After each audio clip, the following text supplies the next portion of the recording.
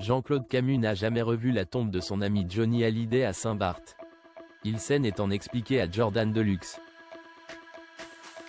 Le 9 décembre 2017, des centaines de Français affluaient à Paris pour rendre un dernier hommage à Johnny Hallyday. 700 motards avaient notamment suivi le cortège funéraire le long de l'avenue des Champs-Élysées, avant de traverser la Concorde jusqu'en direction de l'église de la Madeleine. À Paris Match, la fille du défunt chanteur dit ne conserver qu'un souvenir trouble de cette journée. J'étais complètement absente, j'ai eu des acouphènes, j'entendais des sifflements dans mes oreilles.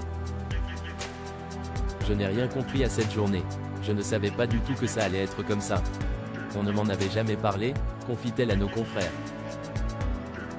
Mort de Johnny Hallyday, pourquoi Jean-Claude Camus n'est-il jamais retourné à Saint-Barth? C'est à bord d'un Boeing 757 que la dépouille de Johnny Hallyday a ensuite rejoint sa dernière demeure. Le rocker français a été inhumé au cimetière marin de l'île de Saint-Barthélemy au cours d'une cérémonie intime et particulièrement émouvante.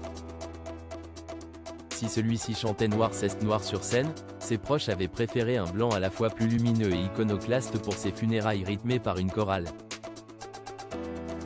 Présent lors de la cérémonie, son producteur Jean-Claude Camus n'a jamais rendu visite à nouveau à son ami regretté. Curieusement, depuis le Covid, j'ai peur de faire des longs voyages.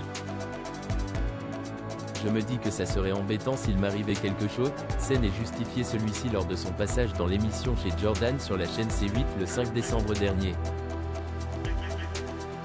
Mort de Johnny Hallyday, Laetitia, Jade et Joy de retour à Saint-Barth. Comme chaque année, Laetitia Hallyday et ses proches commémorent l'anniversaire de la mort de l'idole des jeunes. Alors que Jean-Claude Camus évoquait ses années Johnny au micro de Jordan Deluxe la semaine dernière, elle organisait une veillée musicale fleurie en compagnie de sa fille Joy sur la tombe de l'artiste décédé il y a 7 ans déjà.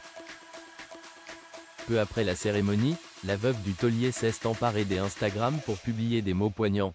Aujourd'hui, nous voulons te dire à quel point tu nous manques, à quel point on t'aime, et à quel point tu vis encore en nous. Tu es notre étoile, notre guide, notre amour infini. Ce soir à Saint-Barth. Pour toujours et à jamais, nous t'aimons.